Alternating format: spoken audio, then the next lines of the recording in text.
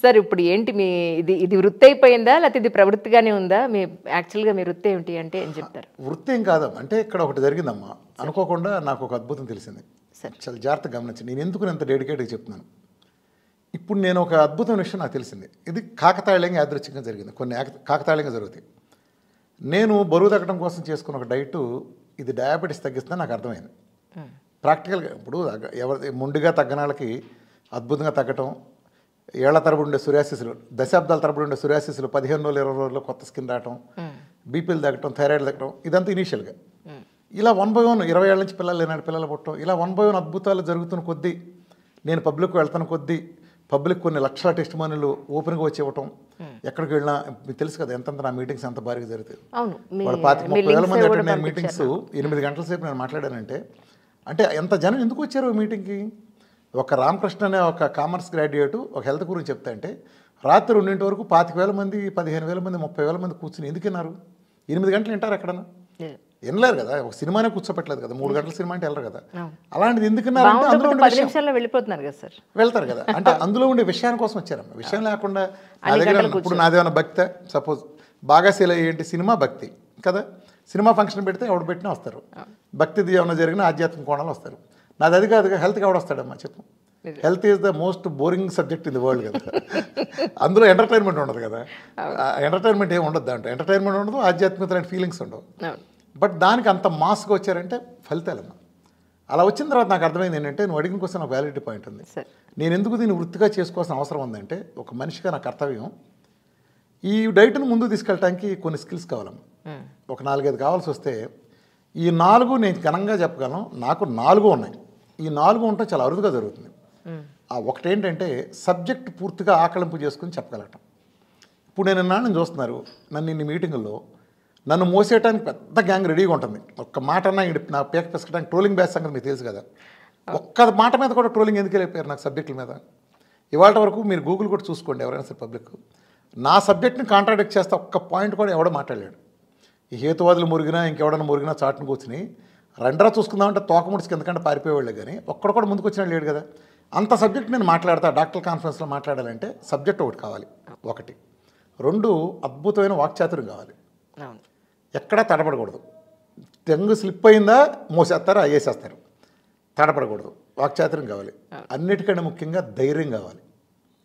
ఈ 2 ఉంటే సరిపోదు. సబ్జెక్టు వాక్చాతుర్యం ఉంటే సరిపోదు, ధైర్యం కావాలి. ఏంటా ధైర్యం? ప్రపంచం మొత్తం డయాబెటీస్ వస్తే మందులు వాడాల్సిందే అని చెప్తుంది. మొత్తం భూమిలో ఈ చివరి నుంచి ఆ చివరి వరకు తీసుకుంటే అది ఆయుర్వేదిక్కైనా అలోపతికైనా హోమియోపతికైనా ఎవడైనా మందు వేసుకోవాలరా వెంటనే లేకపోతే పోతామని చెబుతారు. నేనేం చెబుతాను, మందులు ఇచ్చిన ఎవడైనా 14 ఏళ్ళు జైల్లో పెట్టాలి. డయాబెటిక్ మందులు ముందు రోజు తీసుకుని మురుగుంట్ల పారని చెప్తాను. డయాబెటీస్ తొక్క అంటాను, అంతే కదా. ఏమన్నా ఇంత ఛాలెంజ్ చేయాలంటే వైద్య ప్రపంచాన్ని అంటే అలోపతిక్ సమాజం అనేది ఒక మన సమాజంలో ఇంకిపోయిన ఒక బలమైనది. అంత పెద్ద వ్యవస్థని మందులు ఇస్తే జైల్లో పెట్టాలని దాని ప్రోటోకాల్ లేదు. మీరు ఎవడన్నా అక్కడ తగ్గినట్టు పేరు చేస్తే 2 కోట్లు ఇస్తే అనగలగానంటే నాకు ఎంత ధైర్యం ఉండాలమ్మా. మందులు పారయ్యన్నాను అనుకోమ్మా. సపోజ్ ఎవరికైనా కాంప్లికేషన్ ఏదైనా వస్తే చంపేస్తారు. నన్ను ఊరుకోరమ్మా, చంపేస్తారు. జైల్లో పెట్టరు, చంపేస్తారు. ఎందుకంటే నేను ఢీకొట్టింది మెడికల్ వ్యవస్థని, అతిపెద్ద వ్యవస్థని. వీళ్ళంతా రాష్ట్రపతి దగ్గర నుంచి రిక్షావాడి దాకా మోసపోయే, అంటే నేను డయాబెటిషియన్ చెబుతాను మిగిలినట్లుగా పక్కాగా మోసం చేయగలిగే ప్రపంచంలో ప్రతి దేశానికి గంతలు కట్టగలిగే ఒక నీచమైన అలోపతిక్ డయాబెటిక్ వైద్య వ్యవస్థలు అంటే పోరాడుతుంది. మిగిలిన కాదమ్మా, నేను విడదీసి చెప్తాను. డయాబెటీస్లో పెద్ద ఫ్రాడ్ అమ్మ అది, ఈ శతాబ్ద ఫ్రాడ్.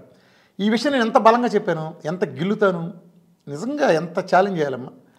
ప్రపంచంలో మీ మూలాన తగ్గినండి, అలోపతిక్ మూలాన తగ్గినండి ఒక్కడు చూపించండి 2 కోట్లు ఇస్తాను ఛాలెంజ్ చేశారంటే తగ్గడం ఏం లేదు సార్. వాళ్ళ జీవితాంతం నేను ఒకటి చెప్తాను, నువ్వు ఉన్నావు అంజలి, నాకు 100 మార్కులు వస్తాయి నేను అన్నాను అనుకోమ్మా, అది నా ఆత్మవిశ్వాసం. అంజలి నీకు 1 మార్కు వస్తే నేను గుండు గీంచుకుంటానంటే నీ మీద నాకు ఎంత కాన్ఫిడెన్స్ ఉండాలి, నువ్వు ఎంత సన్నాసివని. నిజం.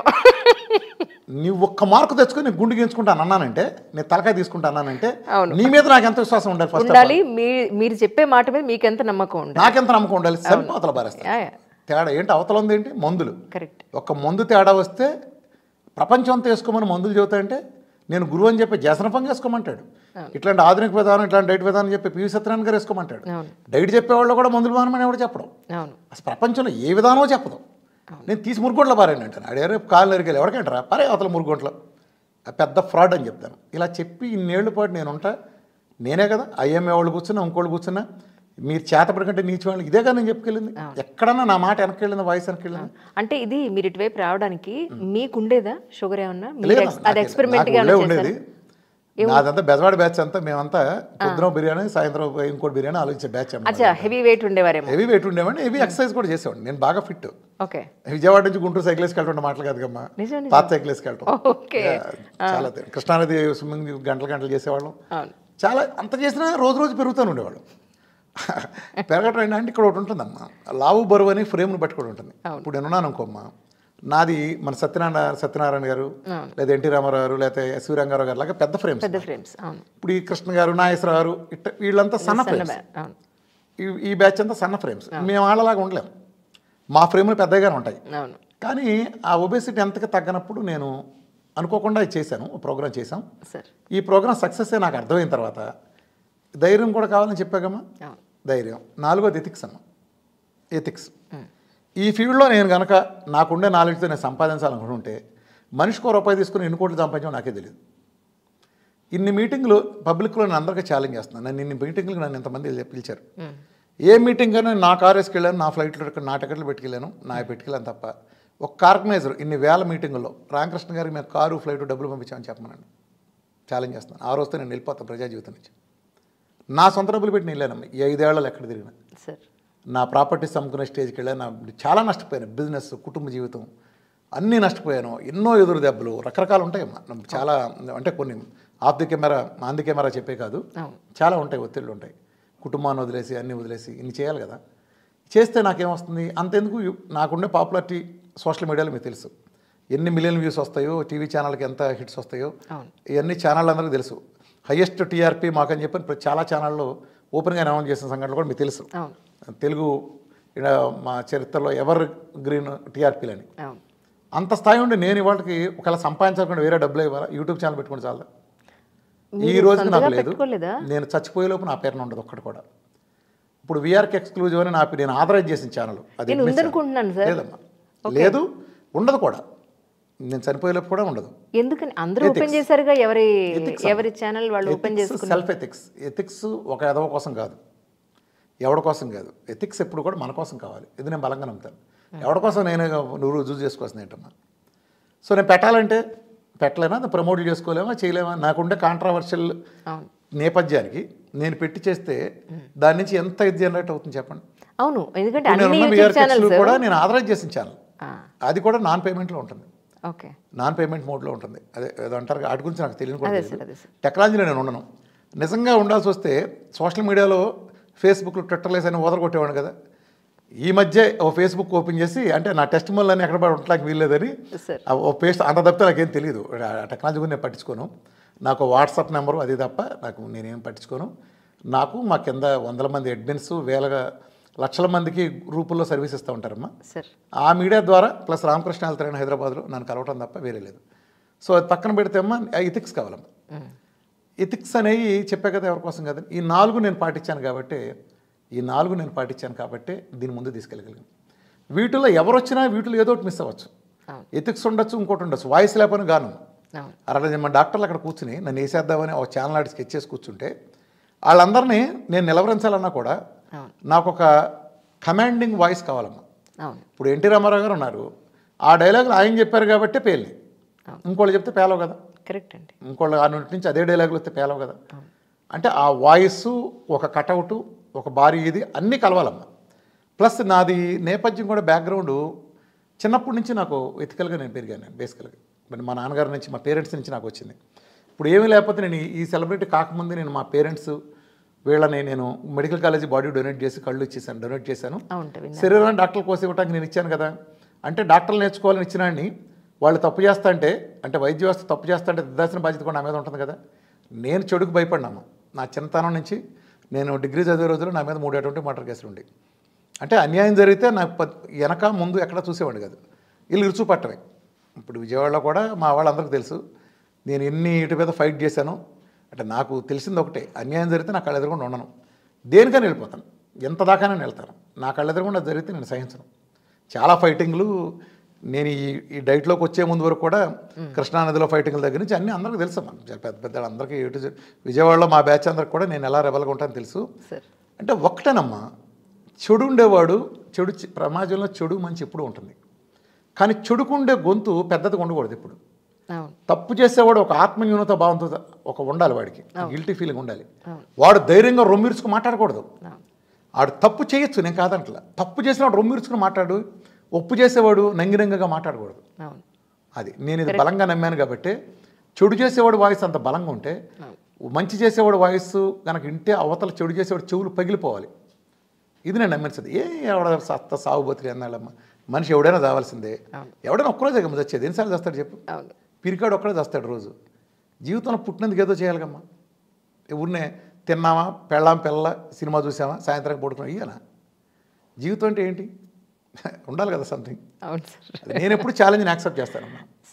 నేను మంచి పని నన్ను కూడా చాలామంది అడుగుతూ ఉంటారు, రామకృష్ణ గారు ఇప్పుడు నవ్వుతూ ఎట్లా ఉండగలుగుతున్నారు రామకృష్ణ అని. నేను ఎందుకు నవ్వుతూ ఉండగలంటే, మీరు కూడా మంచి పనులు చేయండి, మీరు నవ్వుతూ ఉంటారంటే. మీరు ఒకటి ఆశించకుండా మీరు ఒకరికి ఉపయోగపడినప్పుడు ఆటోమేటిక్గా సంతోషం వస్తుంది. ఇప్పుడు నేను నిద్రపోవాలంటే ఒక సెకండ్లో నిద్రపోతాను. ఇప్పుడు ఈ కుర్చీలో కూర్చొని నిద్రపోవాలంటే 2 నిమిషాలు కునికేస్తానంటే 2 మినిట్స్తో డీప్ స్లీప్ వేసి లేస్తాను. నాకు అంత పవర్ ఉంది. అంటే అదే సార్, యా అంటే ఎందుకని ఏ ప్రెషర్ నాకేం లేవు. నేను అట్లానే బేసికల్గా నేను అలా హార్డ్ వర్క్ కూడా నేను చదవను. అంటే నేను ఒకటి నమ్మానంటే దానికోసం చచ్చిపోవడానికి నేను అనుకోను. అది చాలా చిన్నగా అనుకుంటాను నేను. It's my duty. అంటే నిజాన్ని నేనేముందమ్మా, పోలీసు వాడు నిలబడి డ్యూటీ చేస్తాడు, వాడికి రిస్కే కదా. మిలిటరీలో పనిచేసేవాళ్ళు ఉన్నారు, ప్రతి చోట రిస్క్లు ఉన్నాయి కమ్మా. మన కోవిడ్లో డాక్టర్ల కంటే నర్సులంతా పేషెంట్ల దగ్గర నుంచి చేశారు. ప్రాణాలు తెగించే వాళ్ళు చేయకపోతే అంతమంది ఎట్ట బయటకు వస్తారమ్మా. కరెక్ట్. అదే నేను దిగొచ్చినానే కాదు, కాకపోతే వీళ్ళకు ఉండే ఎక్స్ట్రా ఏంటంటే, వీళ్ళకి లేనిది నాకుంది, వాళ్ళు ఎవరి డ్యూటీ వాడు చేస్తాడు. నేనేం చేస్తానంటే ఈ మొత్తం ప్రజలకి అవగాహన కల్పించడం. రామకృష్ణ అనేవాడు ఒక విధానం కనుక అనుకుంటే, ఇంతకుముందు విధానాలు కనుక్కున్నాడు. ఇప్పుడు హెగ్డే గారు లాంటి వాళ్ళు ఉన్నారమ్మా, చాలా గొప్ప డాక్టర్ ఆయన. హెగ్డే గారు ఉన్నారు మీకు కర్ణాటకలో, చాలా గొప్ప కార్డియాలజిస్ట్ ఆయన, చాలా సొసైటీ చెప్తూ ఉంటారు. కానీ వాటి వల్ల ప్రయోజనం లేదని నమ్ముతాను. ఎందుకని? ప్రోగ్రాం లేదు, ఆయన అందుబాటులో ఉన్నాడు. ఇప్పుడు ఆయన నెంబర్ నా బోటెడికే తెలియదు. నువ్వు ప్రోగ్రాం చెప్తావు, ఇది అద్భుతం, డయాబెటీస్ తొక్కలేదు అంత మోసం అని నేను చెప్పినట్టు నాకు చాలా బలంగా చాలా గొప్ప విజ్ఞానంతో మీరు చెబుతున్నారు. కానీ ప్రజలు ప్రోగ్రాం అన్నప్పుడు ఉపయోగం అంటే నేను విమర్శగా అంటలేదు, ఒకటి దీన్ని చెప్తున్నాను. అందుకని నేనేం చేశాను, సిద్ధాంతం పుస్తకాల్లో ఉంటాం కాదు, ప్రజల కోసం నిలబడ్డా. నా పేరు ఎక్కడ కనిపించినా కింద నా వాట్సాప్ నెంబరు నా అన్నీ కనిపిస్తాయి, సోషల్ మీడియా నెంబర్స్ అన్నీ. గమనించమ్మా, ఎందుకని నేను అందుబాటులో ఉంటాను, 24 గంటలు అందుబాటులో ఉంటాను. ఇప్పుడు రామకృష్ణ వెళ్తారని హైదరాబాద్లో వస్తే నేను పొద్దున్నుంచి సాయంత్రం వరకు అక్కడే ఉంటాను. పండగ లేదు, పబ్బం లేదు, ఆదివారం లేదు, శనివారం లేదు. నెలలో ఏమైనా ఒక్కరోజు వెళ్తే బెదవాడ వెళ్ళొస్తానేమో. ఇక్కడ ఆల్మోస్ట్ బ్యాచులర్ లైఫ్ లాగా ఉంటా, చేస్తా. మార్నింగ్ టు నైట్ ఉంటాను. అంటే అట్లా, అది ఎందుకోసం, ఎవరి కోసం కాదు. ఎందుకని మనం ఒక కమిట్ అయ్యి ఒక ధైర్యం ఇచ్చి భరోసా ఇచ్చి నిలబడాలి. నా టెస్ట్ మనల్ని పబ్లిష్ చేస్తూ ఉంటాను. ఎవరైనా సరే చూడండి, నేను ఓపెన్గా పెడతాను. ఆ రిపోర్ట్లో ఉన్నాయా? ఇప్పుడు 25 రోజులు లివర్ క్యాన్సర్ తగ్గింది ఒక అతనికి అంట. రిపోర్ట్లు 2 పెడతాగా. 6,000 ఉండే ప్లేట్లెట్లు కాస్త 25 రోజుల్లోనే 4,60,000కి వెళ్ళటం. అది 80 ఏళ్ళ వయసు వాళ్ళకి, లేదా 14 ఏళ్ళ వయసు వాళ్ళకి. అనేక సూరియాసిస్లు, ఎగ్జిమాలు, అసలు అల్లోపతి అసాధ్యం అన్నాయి. ఉదాహరణకి అంటే మీకు అర్థం కాకపోయినా వైద్యశాస్త్రం ఉన్న వాళ్ళకి అర్థమవుతుంది. ఎస్ఎల్ఈ లాంటివి, క్రానిక్ సూరియాసిస్ లాంటివి, రొమటైడ్ ఆర్థరైటిస్ లాంటివి. నిన్న మొన్న మీరు ఒక కాలు బొటనవేలు దగ్గర పుండు, చిన్నయ్యమ్మ, అవేంటిది యాక్చువల్లీ? గ్యాంగ్రీన్ కేసెస్ అమ్మాయి అన్ని. కాలు నల్లగా బొగ్గులా మాడిపోయిన కేసులు కానీ తీసేయాలంటారు. కాలు షుగర్ ముదిరిపోతే తీసేయాలంటారు. ఇది షుగరు డయాబెటిక్ వైద్య ప్రపంచం వాడిచ్చి వాళ్ళు అలా గుల్ల చేసి, వాడి ఒంట్లో షుగర్ ఎక్కడ పోదాం, అదో పెద్ద మోసం. సరే, ఆ సబ్జెక్ట్ మనకు అవసరం లేదు. కానీ అలా గ్యాంగ్రీన్ నరికేయాలి అని నిజంగా చెప్పిన కాళ్ళల్లో 1% మినహా 99% కాళ్ళని 100% పరుగులు తెచ్చచ్చమ్మ. చేయాల్సిందా ఒకటే, వాళ్ళు ఎంతవరకు వాడుతున్న మొదటి డయాబెటిక్ మందులు మురుగుంట్లో పారేసి మన డైట్ ప్రోటోకాల్ మొదలెట్టి చక్కగా చేస్తే దెబ్బకి ఎంతలా గ్యాంగ్రీన్ అని రికవర్ అవ్వాల్సింది. ఇప్పుడు మీరేం తింటారు చెప్పరా ఒకసారి? నేనేం లేదమ్మా, నేను కార్బోహైడ్రేట్సే తింటాను. అంటే నాకు కుదరదమ్మా. ఇప్పుడు నేను బ్యాచులర్ లైఫ్ నేను చేసేది.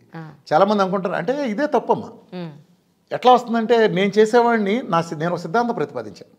ఈ సిద్ధాంతం చేస్తే ఇంత వెయిట్ తగ్గుతారనేది ఆ సిద్ధాంతం, లేదా షుగర్ తగ్గుతుందని సిద్ధాంతం, క్యాన్సర్ తగ్గుతుంది, దీనికి ప్రోటోకాల్.